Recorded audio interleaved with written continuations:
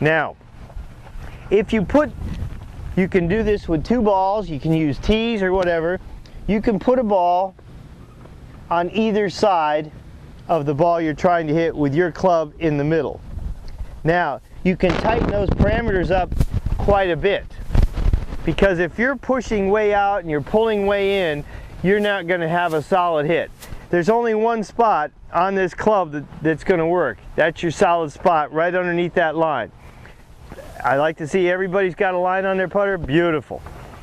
I would find it very, very difficult personally to try to putt without a putter with a line on it, because you need some way to line it up, and those lines are there for a reason.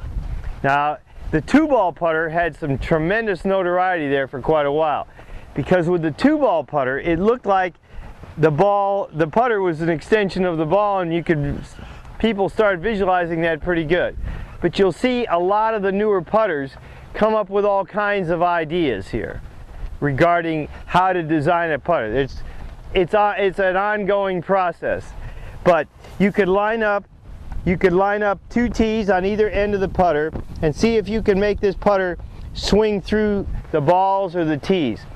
Very, very important, because then you won't see that putter wobbling around all over the place. Because like I say, if you're pushing out and you nick that ball as you're going through, you can see you are not maintaining the line. Now, what would cause most of that? Anybody got any ideas? Well, tension and over-anxiety causes all bad shots. Remember, what causes all bad shots is over-control. And it's the tension and over-anxiety of trying to manipulate around a putter with all that tension. It's not the putter that takes a lot of effort to move, it's your hands and arms. And the tighter they get, the more you're apt to manipulate them around. So holding the club light, like we talked about earlier, is very, very critical to your success. Now, once you've practiced on the chalk line, once you've practiced trying to learn how to strike the ball the right distance, the next thing I highly recommend you do is practice breaking putts, especially from 10 feet in, because our greens, the faster they get, and they will start getting faster as this weather improves and George can cut them down even tighter and make them slicker. What you have to do is you can't decelerate that putter, because if you do, you'll never get the ball to the target and it'll break off too soon. And if you hit it too hard, it'll go through the break. Having a touch that allows you to find the right speed for what you're thinking is critical.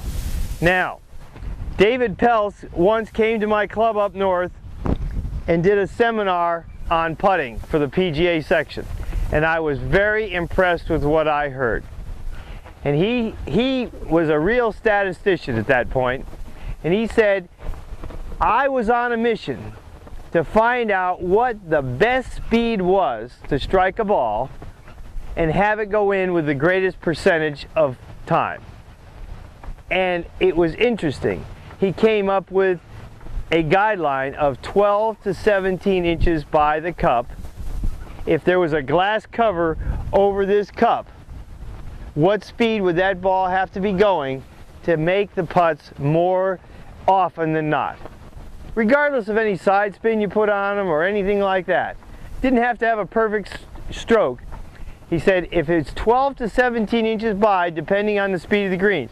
A very fast green, you might go 12 inches by. A very slow green, you might need to go 17 inches by. But what he was referring to is a ball that would roll into this cup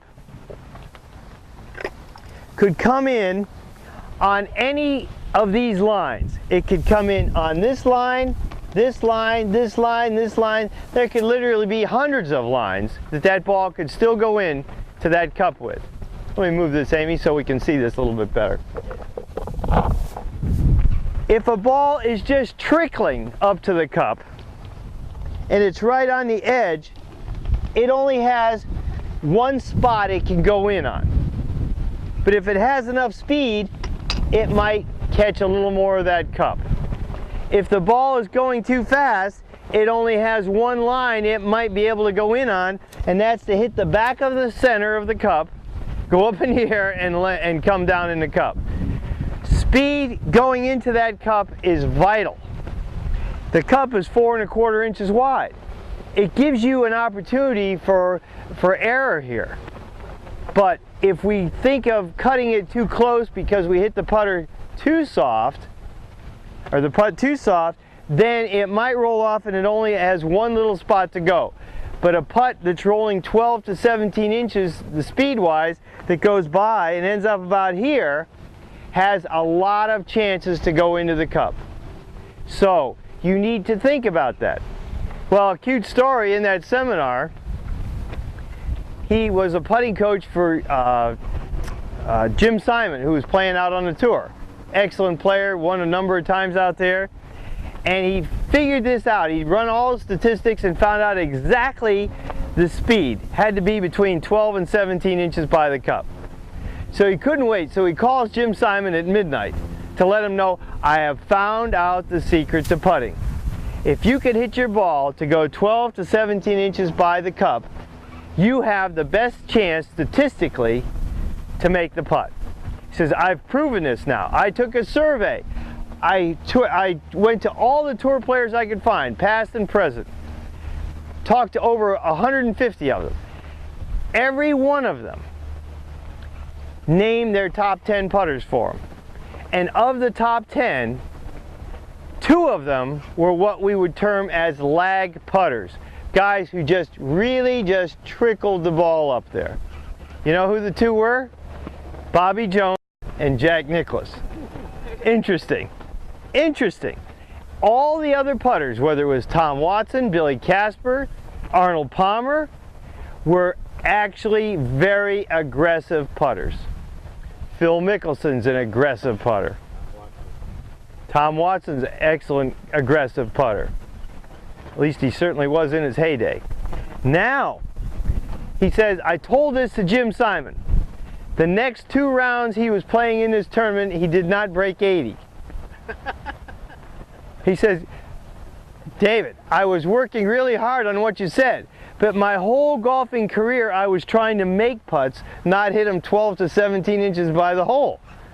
He says, it ruined him totally. He said he couldn't make anything. He was banging the putts, instead of 12 to 17 inches by, he might 3, 4 feet by. The point is, you have to train yourself to do that. If you could learn how to, as Yogi Berra even had a great comment, 90% of the putts that don't get to the hole don't go in. Well, that's a yogiism for sure. Abused and used many times. The point is, if you're going to make the putt, you have to at least get to the cup. And if you can learn how to be aggressive enough to get the ball there without going a mile by, that would be huge for you. Because even though Nicklaus and Jones were tremendous lag putters, they still got the ball to the hole. Otherwise, it wouldn't have gone in. So very, very important that you think those things through. But if you could just practice striking the ball and getting it to the target, and let me find a target here. Let's go to this one right over here on the left. If I strike this ball and I get it at least to the target, I stand a chance. But if I hit it that far by, there's no chance. You can see how fast that ball was going. It would have lipped out even if it was dead perfect. So, I guess to some degree, you're going to have to find your tolerance here. Am I going to be aggressive?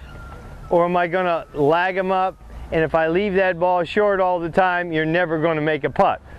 Might not 3-putt so much, but when you start leaving yourself 3 and 4 feet short on a 15-footer, that's a shame, because you didn't give yourself a chance to make the putt, and not only that, you're still faced with a 3-footer.